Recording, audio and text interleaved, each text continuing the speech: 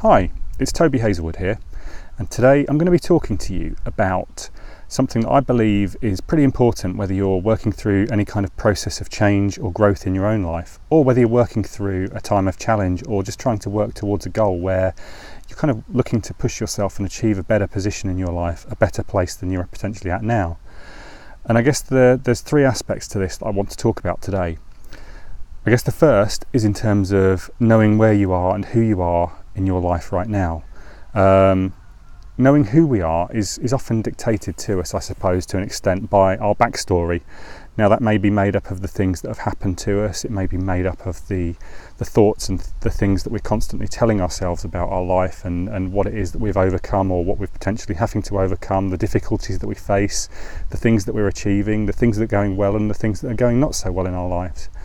And we may attribute those to our backstory. So just in the same way as superheroes have their backstories, you know, Superman coming from the planet Krypton, being sent away as the baby that's kind of potentially endowed with all these superhuman powers once he lands on Earth and is raised by his adopted family.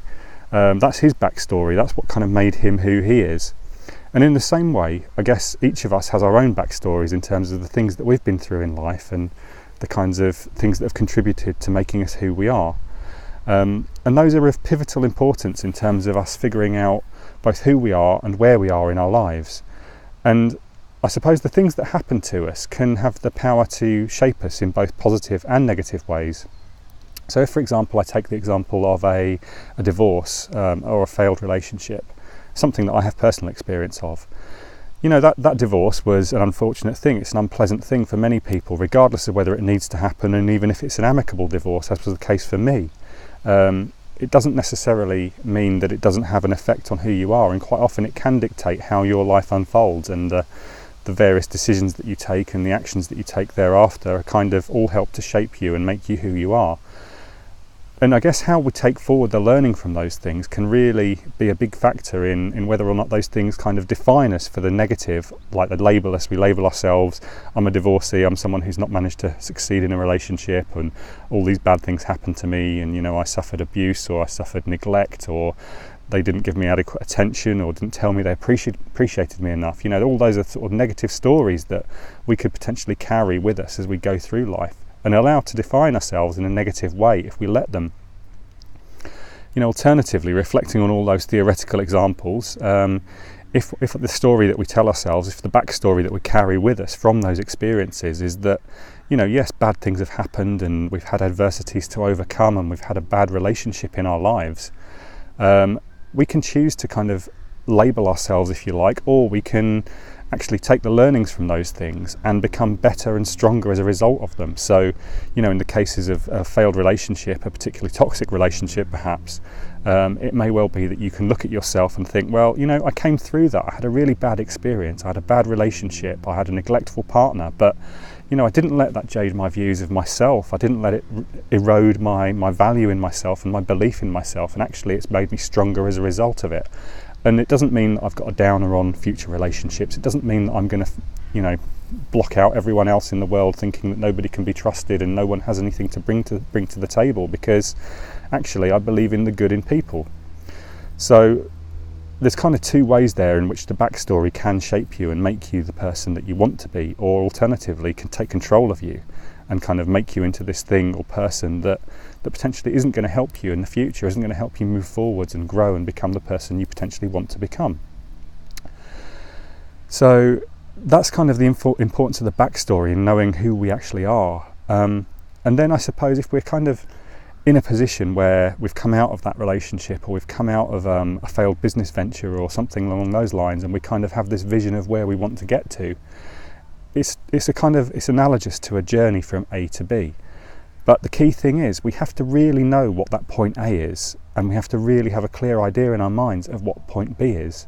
You know, point A may be just our kind of notional starting point, but we have to have a clear view of what that starting point is, you know.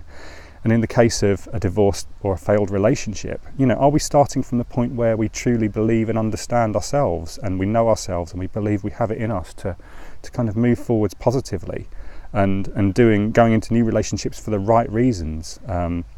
Or actually, have we just come out of it and the emotions are all incredibly raw and we're still trying to process the hurt and the pain and take the learnings from that failed relationship? You know, there are two completely different scenarios there. Both would effectively be our starting point and our point A.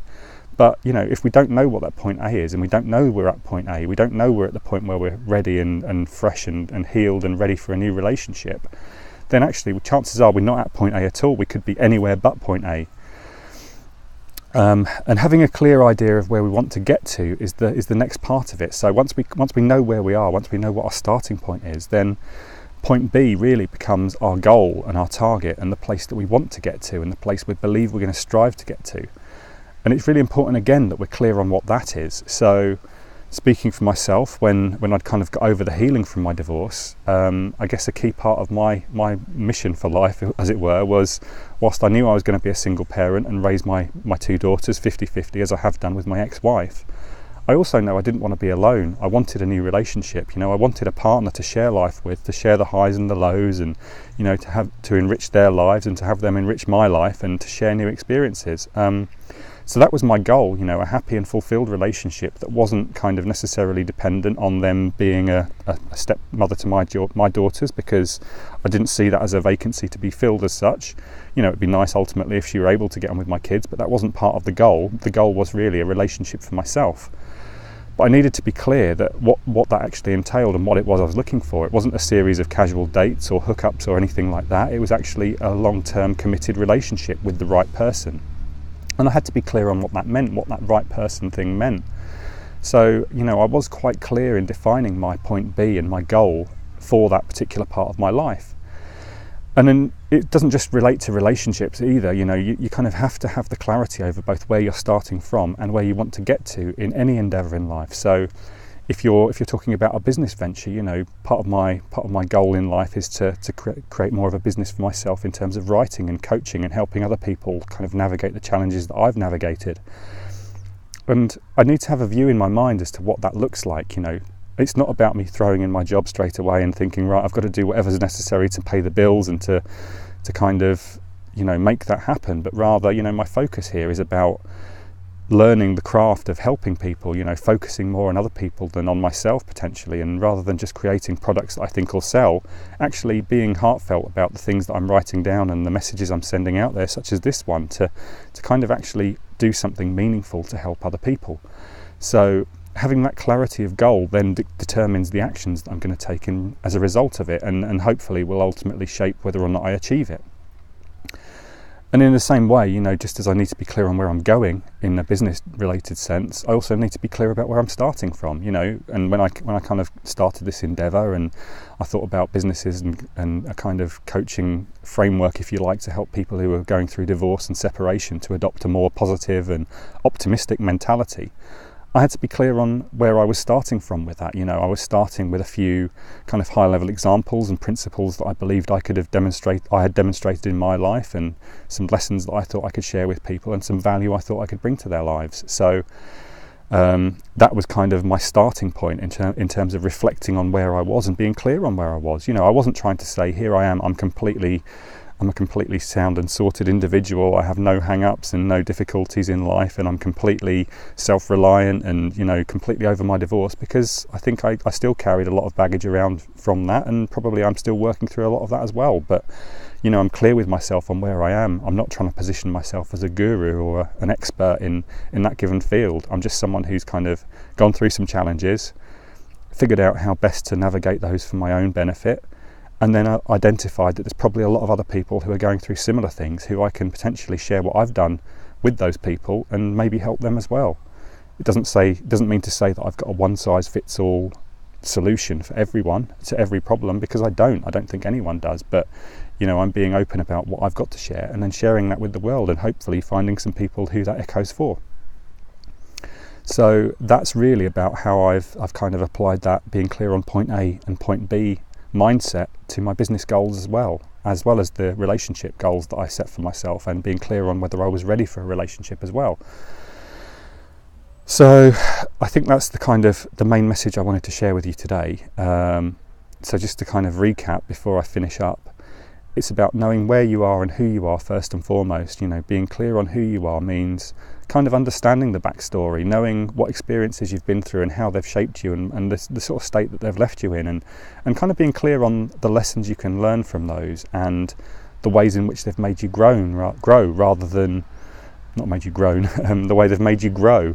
So obviously, you know, if you've come through a challenging situation like a divorce, you've grown through it. You've learned something about yourself. You've potentially healed through the relationship or in the process of healing through it. So you're not defined by it. You're not labelled by it. You're not kept down by it. You're not going to forever be a divorcee who's suffering and struggling through life. But actually, it's something that contributed to making you who you are.